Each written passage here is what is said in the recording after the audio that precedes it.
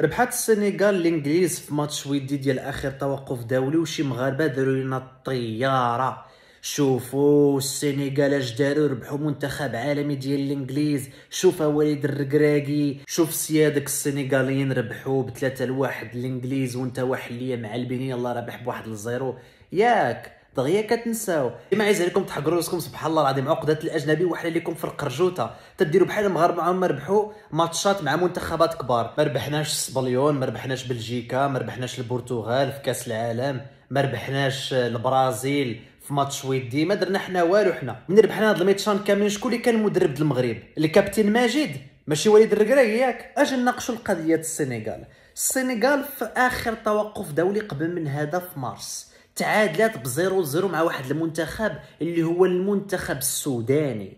عرفتي بشحال مكلاسي المنتخب السوداني في الفيفا؟ مكلاسيا 114 عالميا. السودان من بين اضعف المنتخبات في الكره في افريقيا مع احتراماتنا ليهم. وهذا الشيء فاش من مناسبه تصفيات كاس العالم 2026 تعادلوا مع السودان. علاش السنغال تعادلت مع السودان وربحات الانجليز؟ بكل بساطه حيتاش ملي كتكون كتلعب مع منتخب قوي عليك كدير ردة الفعل، وهذا الشيء دارت السنغال، لعبت على كونتراتاك وربحات ب3-1. ولكن ملي كتلعب انت ضد منتخب ضعيف عليك انت مجبور دير الفعل، يعني عندك خدمه اكثر باش تبني الهجمات وانك تكون كدير الفعل. داك الشيء علاش السنغال كان عندها مشكل ملي لعبت مع السودان، حيتاش ملي كتحطوا لك جوج طوبيسات في الديفونس راه ماشي ساهل باش تربح.